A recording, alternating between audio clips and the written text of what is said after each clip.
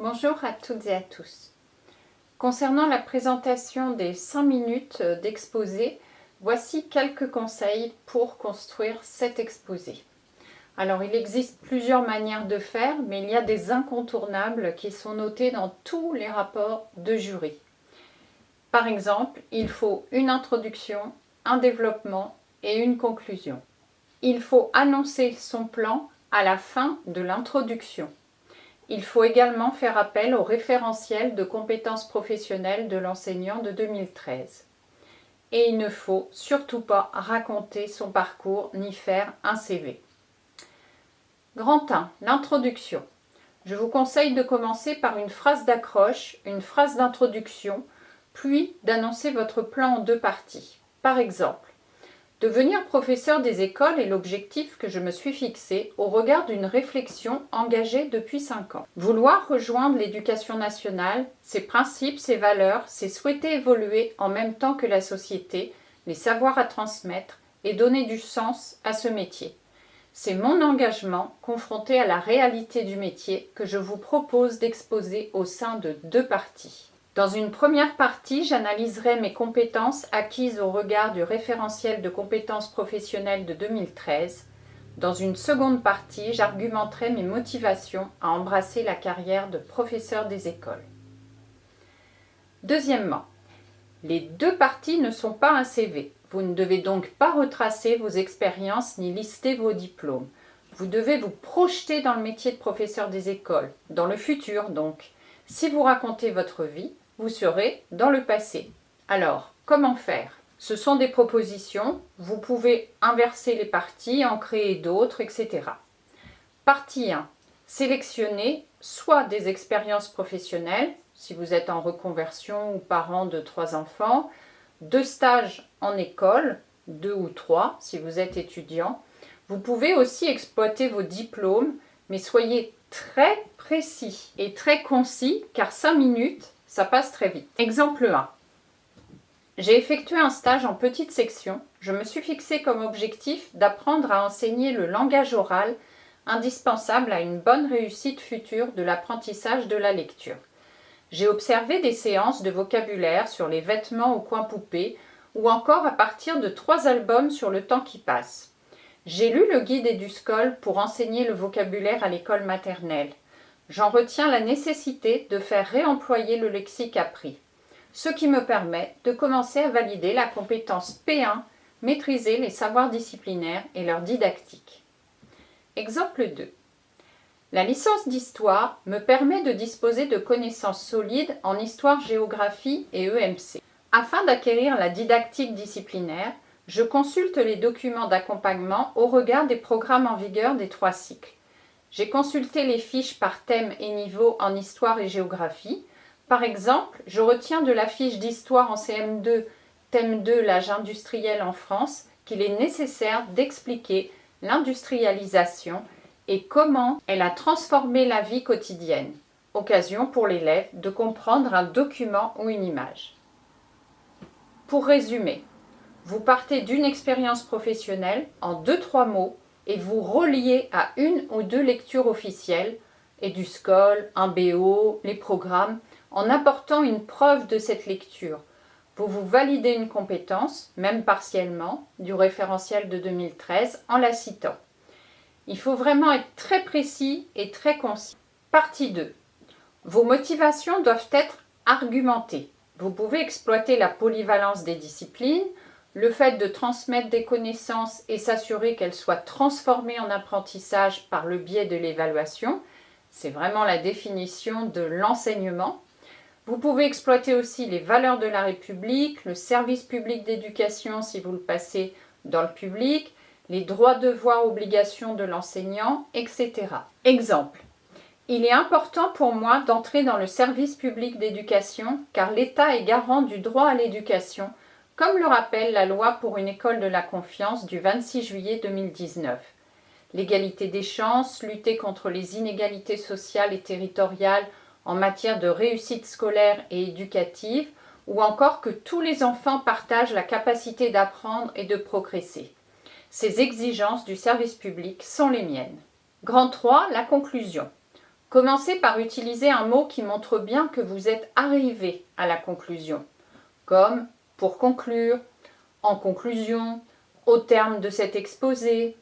Car si vous ne le faites pas, le jury pensera que vous continuez à développer votre deuxième partie.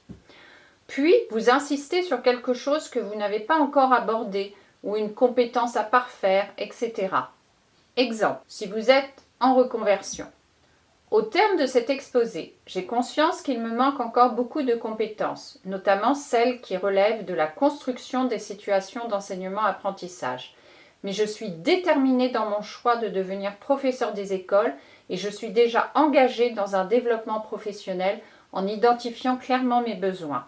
Je souhaite réinvestir ce que je maîtrise et qui je suis, mes valeurs, au service des élèves, car il est fondamental pour moi de contribuer à l'éducation des plus jeunes, surtout dans le développement de leur esprit critique et à distinguer les savoirs des opinions, comme le définit le programme d'EMC de 2024.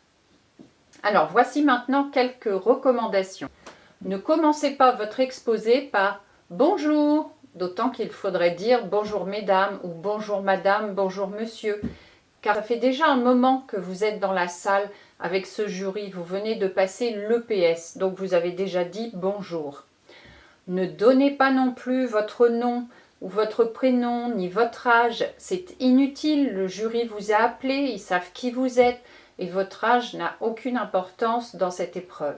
Une règle à respecter impérativement, ne pas parler de ses enfants, de ses parents, d'un instituteur que l'on a eu petite ou qui vous a donné envie de faire ce métier, de votre famille, de vous quand vous étiez petit ou petite, quelles que soient vos raisons pour le faire. C'est un entretien professionnel, votre argumentaire doit donc être purement professionnel. C'est rédhibitoire pour un jury. Quand votre exposé est fait au brouillon, rédigé ou avec des tirets en fonction de vos idées, entraînez-vous afin d'atteindre un maximum de 4 minutes 50, 4 minutes 55. Ne dépassez pas car le jury vous coupera la parole à 5 minutes. Respecter ce temps montre que vous vous êtes entraîné. Le jury apprécie car le métier de professeur des écoles exige de respecter le temps de chaque domaine disciplinaire, de chaque séance, jour après jour, afin de ne pas créer de décalage entre les matières et de respecter les temps qui sont fournis par les programmes en vigueur. Sur votre chronomètre, entraînez-vous à repérer 4 minutes 30. Et quoi qu'il arrive, même si vous n'avez pas terminé votre deuxième partie, vous concluez de manière à terminer à 4 minutes 50. Ne vous entraînez pas avec le chronomètre de votre téléphone portable car le jour J, vous ne l'aurez pas. Achetez un chronomètre bien en avance et entraînez-vous à regarder cet objet pour qu'il devienne familier et qu'il vous apporte vraiment de l'aide à la gestion du temps. Il est nécessaire de s'habituer à l'objet qu'on a choisi et vous pourrez l'apporter et l'utiliser ce jour-là, sauf dans une académie, je crois que c'est Montpellier, où la montre est de rigueur. Vous n'avez pas le droit d'apporter ce jour-là votre brouillon d'exposé, donc ni même d'écrire rapidement vos idées sur une feuille le jour de l'oral. Donc vous devez mémoriser votre exposé, vos idées. C'est ce qui fait la différence entre un candidat qui a préparé, qui a réfléchi, qui s'est entraîné et un candidat qui va raconter sa vie universitaire et professionnelle. Ne dites pas non plus mon école, mon ATSEM, mon directeur, mon tuteur, etc. parce que les personnes ne vous appartiennent pas. Ne donnez pas non plus le nom des écoles dans lesquelles vous avez fait vos stages, ni le nom des villages, ni le nom des PE d'accueil, etc. car il faut respecter l'anonymat. Citez précisément les niveaux de classe dans lesquels vous avez réalisé vos stages. En stage en CPCE1, en stage en CM2, en REP+, tout simplement parce qu'il y a une phrase qui revient souvent pour tous les candidats qui ont fait un master, c'est j'ai fait des stages dans tous les niveaux. Mais en fait, c'est tellement vague que cela ne rapporte aucun point. On se doute qu'en Master MEF, vous avez fait beaucoup de stages et donc il faut que vous choisissiez quelques-uns de ces stages. En général, vous avez le temps d'en développer 3 quand vous êtes en master. Et donc là, vous citez précisément le niveau et vous faites un lien avec un document officiel. Vous pouvez également, si vous en avez fait un ou si vous êtes en train de le faire, développer votre mémoire. Donc même en M1, vous pouvez développer le mémoire. Le thème, la problématique, 2 auteurs spécialistes du domaine de votre cadre théorique. Par exemple, un mémoire sur le jeu en maternelle, j'ai particulièrement étudié les travaux de Brougère et de Château, ou bien relié à un document sur Eduscol. Quand vous vous entraînez, réduisez votre débit, articulez plus que d'habitude, il suffit d'ouvrir la bouche un peu plus grand.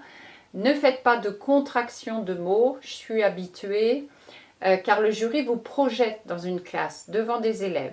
Vous êtes aussi évalué sur la maîtrise de la langue française, votre diction, car le métier de PE est un métier d'oralité et vous allez enseigner aux plus jeunes élèves. Le référentiel métier d'ailleurs précise cela. Bon courage à toutes et à tous, à bientôt!